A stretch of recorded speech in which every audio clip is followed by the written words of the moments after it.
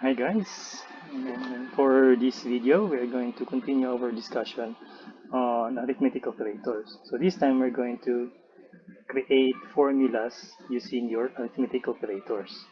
So mostly when you use formulas you would be requiring variables. So initially I have created three variables here. I have displayed that I am going to use for my formula. So when declaring variables, you can also actually write it in this way. If the variable that you're going to declare have the same data type, you can actually write them in this way also.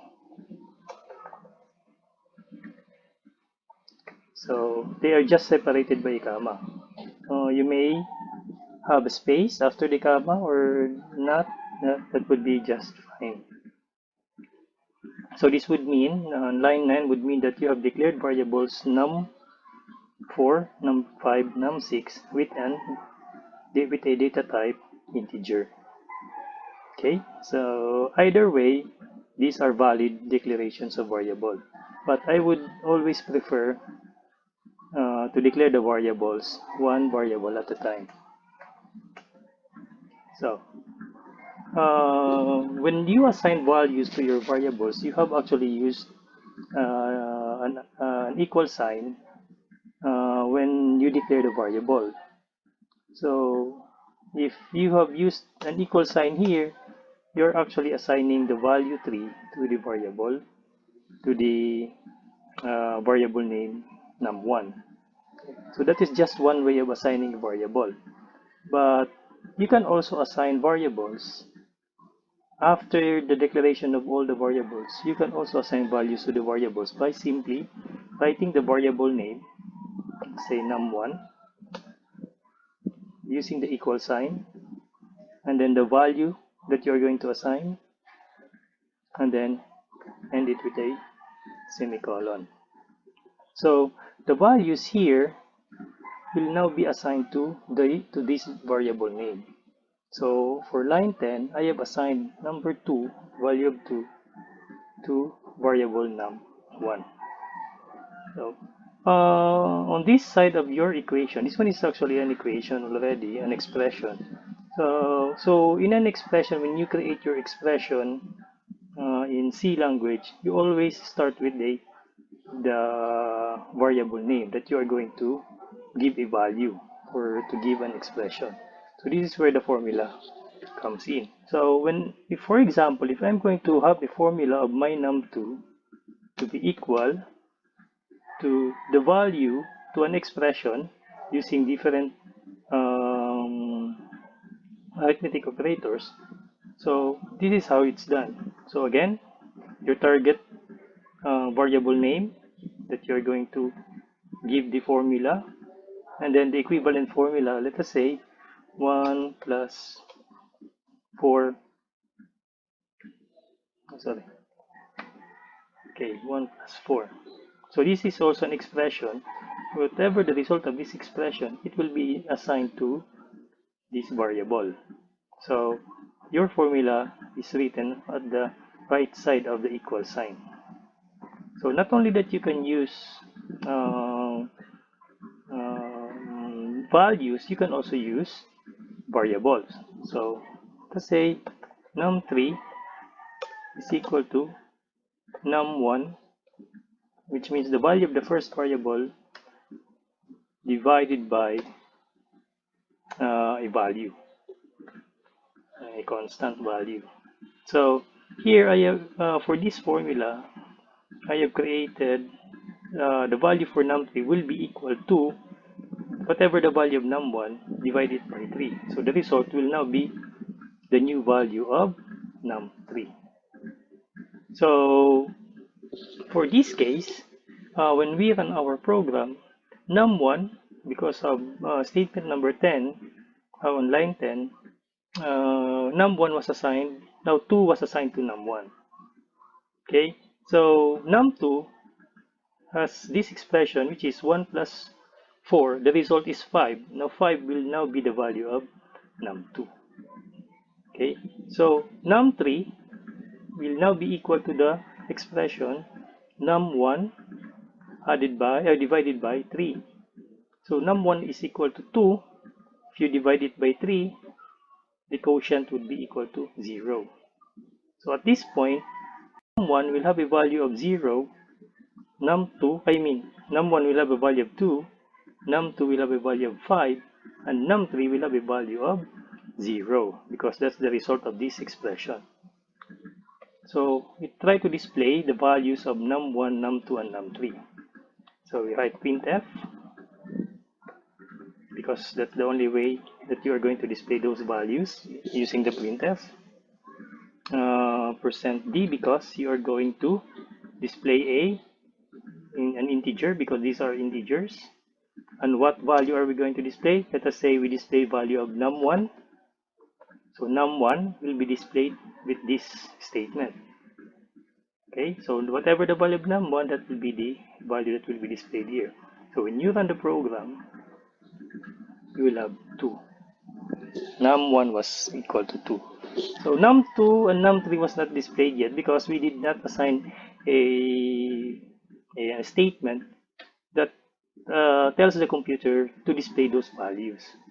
Okay, so if you want to display the value of num2, you can actually write it in this way, but this time you just have to display, you will be just displaying the value of num2. So let's run that one again. So it will give you a value of 5. Okay, for num3,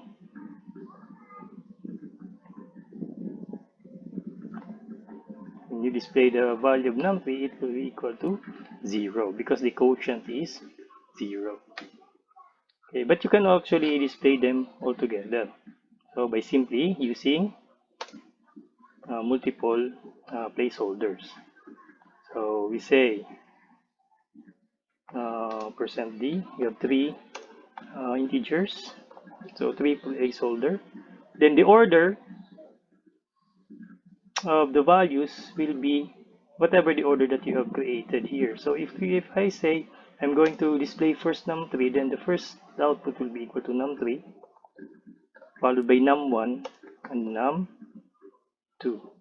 So in this case, our expected output would be num3 first, which is 0, num1, which is 2, and num2, which is equal to 5. Okay, so you will have those values. Okay, so you can now change the values of the variable by simply creating more formulas. And remember, when it comes to variables, the variable can only store one value at a time. It can only hold values one at a time. So therefore, once it is changed, whatever the latest changes, that will be the value that will be displayed in this case for our line 14.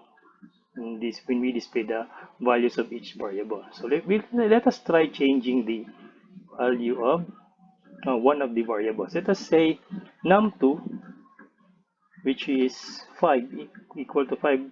Earlier, we can now say it will be equal to num1 plus num1. So we know that num1 is equal to 2, and you are going to add num1, which is 2, and num1, which is also 2. So therefore, num2 will now be equal to 2 plus 2 is equal to 4.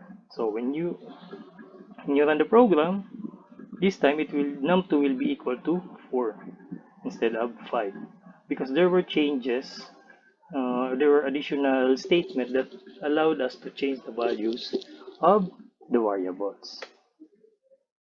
Okay, so we also have formulas that uses a shortcut. Let us say we write num3 equals num3 plus 2. Okay, if you have this kind of statement, num3 plus num3, how num3 is equal to num3 plus 2, our num3 here will now be changed to whatever the last value, the current value of num3 added by 2. So num3 here on line 12, it results into 0. So therefore, this is 0. Added by 2, so it becomes 2. So the result here will now be the new value of num3. So num3 now will no longer be 0. Instead, it will now be equal to 2. So our output would be 2 for num3, 2 for num1, and 4 for num2. Okay. But with this kind of statement, these are special statements wherein we have its equivalent. So if I'm going to rewrite this one, yung line 14 can be also written in this way.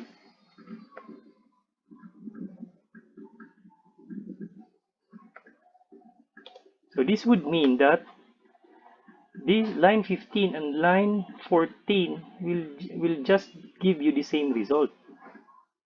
Okay, so if line 14 gives you a value of 2, line 15 will also give you a value of 2 if you're going to use line 15 instead of line 14. Okay, so let us erase line 14. We can make it as a comment, but okay, so instead of that, we have used plus equals 2. So the result that we are expecting is whatever the value, the previous value of num3, it will now be added by 2, and then the result will now be the new value of num3. So num3 is 0, 0 plus 2 becomes 2. So num3 will be equal to 2 also. So as you can see, we still have the same result. So you can change this value if it is equal to 5. So here the result is 0 again, 0 plus 5. Then it will now have a value of 5.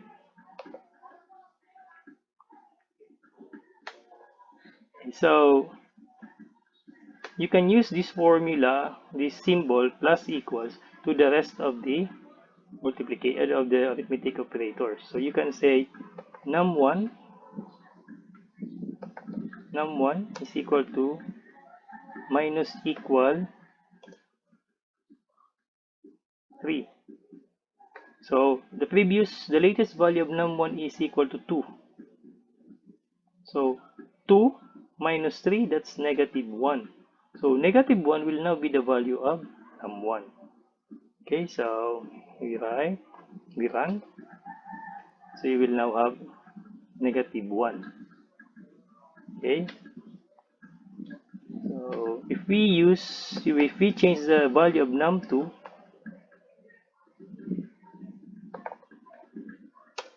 times equals 2. So num2 was originally 4. Okay, so num2 is at the beginning it's equal to 5. Then we change the value of num2 to 2 plus 2, which is equal to 4. So this time the latest value is 4. So when this computer encounters this statement, num2 is now already 4. So multiplied it by 2, so it becomes 8. So 8 now will be the new value of num2. So what will be displayed on num2 is the value 8. We will have a value of 8. We also have an incrementation and decrementation formulas. So this time, if you have a num2, the incrementation formula has the symbol used is plus plus. So this would mean that you increase the value of num2, variable num2, by 1. Okay, here you increase the value by 5. But if you're just increasing it by 1, you just simply use plus plus. And you can also use, for the decrementation, num3 minus minus.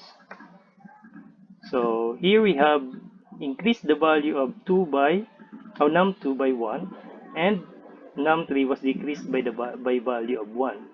So if you're going to check,